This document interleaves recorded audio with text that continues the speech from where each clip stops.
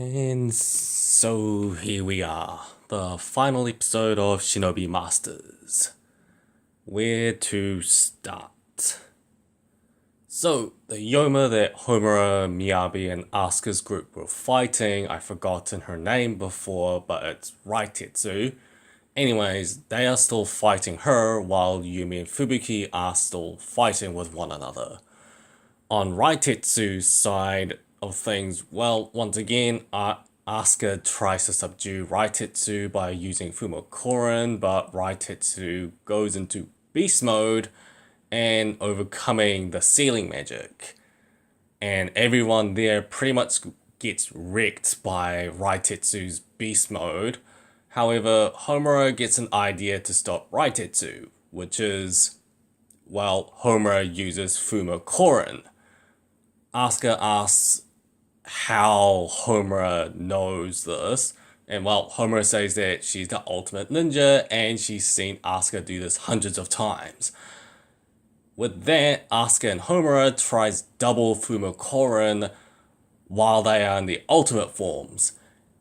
But Raitetsu is still struggling to get out of Fumokoren and still isn't sealed. But then, Miyabi shows up, goes into her ultimate form, and also uses Fumokoren, and finally, Raitetsu is finally sealed.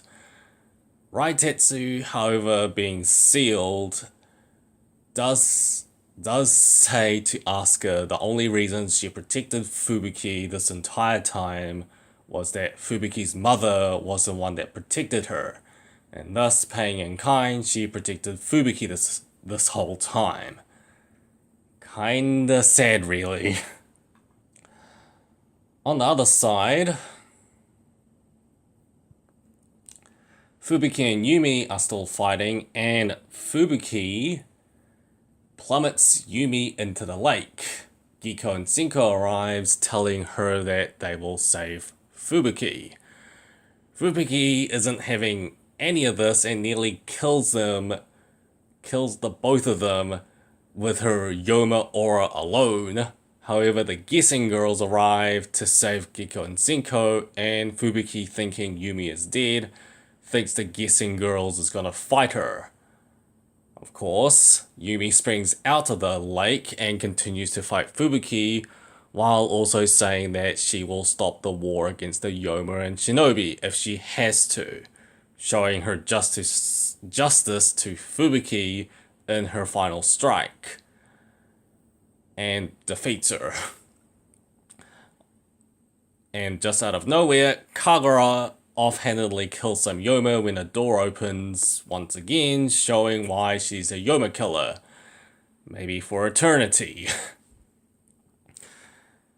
And, well, Haruka gets a word from Suzune that they've dealt with the Kiko?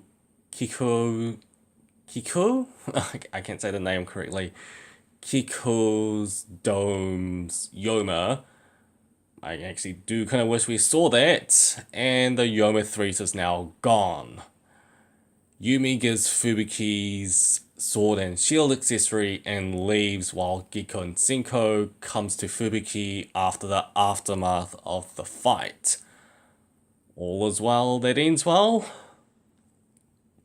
As we see all the groups back once again celebrating Christmas, Miyabi's, the Hanzo and Guessing girls together, Kagura's group, and finally Homura's group doing their thing. So I'm guessing not that long of a time passed through this entire curve if Christmas is still going. Okay. We focus onto Yumi and Asuka once again, talking about how Asuka's marks are disappearing until they meet with Fubuki. Still resolute in her beliefs, Fubuki hands over her sword and shield accessory back to Yumi, saying that she doesn't need it anymore, and that Fubuki will find her place in the world. Asuka asking for her... Okay, yeah, this scene was kind of weird. It's just that Asuka is asking for a fight against Fubuki again with another Shinobi Masters. Offhanded joke, but okay. And as Fubuki leaves, well, Giko and Senko are still following her. I don't know why, but it's probably because they want to help Fubuki even after her betrayal. Yumi splits up the accessory, giving Asuka the sword part, and we finally get back to the question Asuka asked Yumi in the first episode. And then the episode ends, as well as the second season. So we have something of an anticlimax ending, but it was the build up to the fight against Yumi and Fubuki that kinda made the anticlimax worth it in the end. As the themes of Shinobi Masters showing that not everything is pure evil or pure good in this respects. So a climactic fight to the death wasn't gonna happen. Not to me anyways. I'll bring up an excerpt to my anime list review for Shinobi Masters, links in description, same as plug, for my final thoughts to Shinobi Masters Tokyo Youma-hen, as it best summed up my feelings for this entire second season.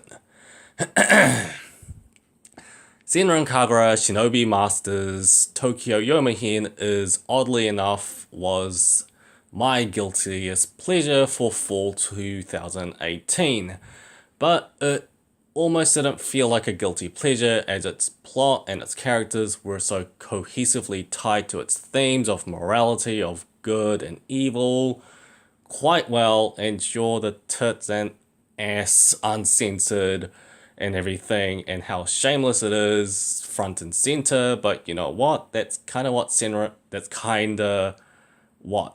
Kagura is, and it managed to balance both shameless fan service and serious plot and characters quite well. Sure, the plot was rushed in many ways, but I can forgive it due to its solid character development from both protagonists and antagonists. And it had a focused plot through its thematic and narrative cohesion. I quite honestly enjoyed Senran Kagura Shinobi Masters Tokyo Youma-hen with all its flaws. Though Asuka got screwed over excessively this season, just damn, she is the face of her own franchise, right? And so ends my Shinobi Masters Tokyo Youma-hen reviews. Hope you enjoyed my reviews, because I most definitely did, bringing these reviews to you and showing my thoughts, which were surprising to say the least as the episodes went on. Leave a comment below on your thoughts on the final episode or the second season as a whole. And well, there's not much else to say, but LA out. See you back in New Link.